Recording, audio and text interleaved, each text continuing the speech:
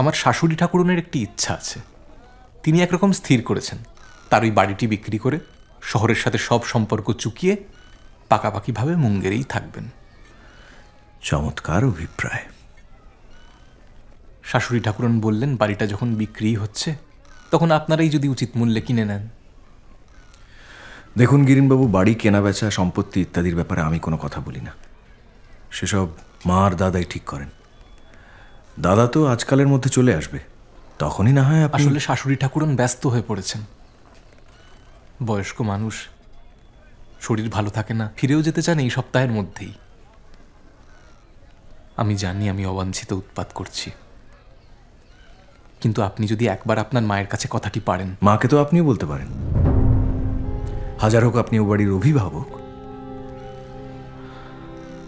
আমার মনে হলো আপনি কথাই বলেই ভালো।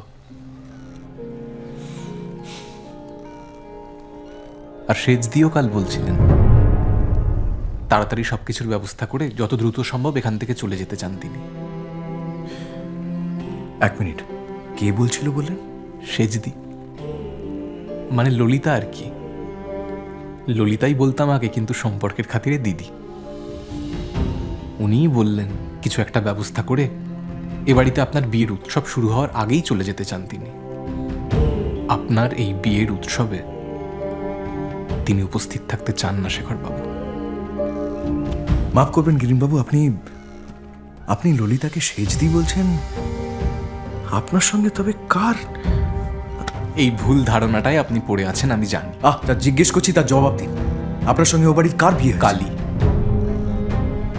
কালী আমার স্ত্রী।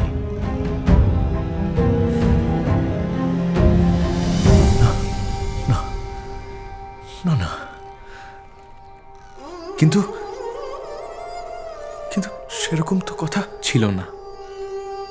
বাবা মশাই মারা যাওয়ার আগে আমাকে তার ছেলের আসনে বসিয়ে দিয়ে গেছিলেন। হ্যাঁ, ললিতার সাথে আমার বিয়ের ইচ্ছেও জানিয়েছিলেন। তাহলে সে বিয়ে হলো না কেন? ললিতার বাধায়। এ কথা সে আমাকে বলার আগে গোপনীয়তা রক্ষার প্রতিজ্ঞা করতে হয়েছে আমাকে। আমার পক্ষে আপনাকে বিয়ে করা সম্ভব না। আমি বিবাহিতা। আমি একদিন স্বেচ্ছায় কাউকে গ্রহণ করেছিলাম, একরকম স্বয়ংবরা হয়েছিলাম।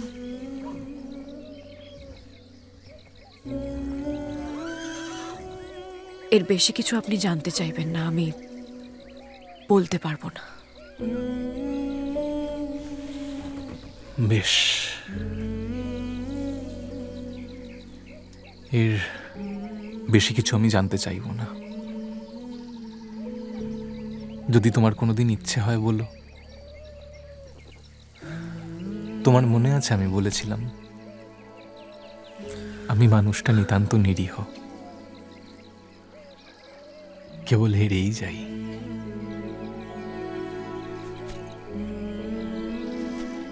তবে আমার এখন মনে হচ্ছে আমি তাকে চিনি, আর আমি আজ স্বেচ্ছায় প্রথম আমার গোপনীয়তা রক্ষার প্রতিজ্ঞা ভাঙলাম। আশা করি ভুল লোকের কাছে নয়।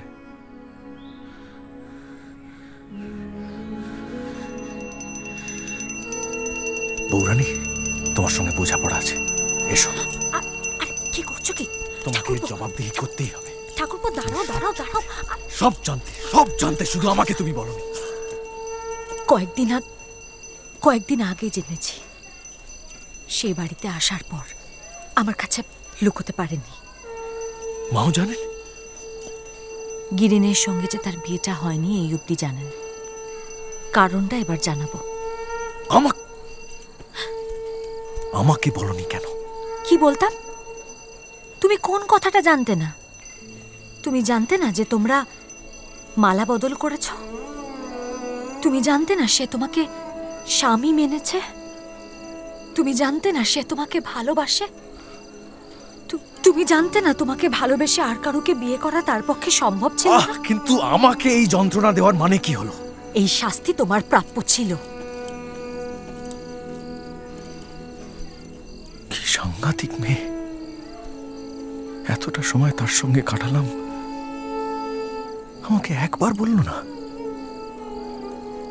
সেই বোঝাপড়া না হয় এবার তার সঙ্গেই করে নাও।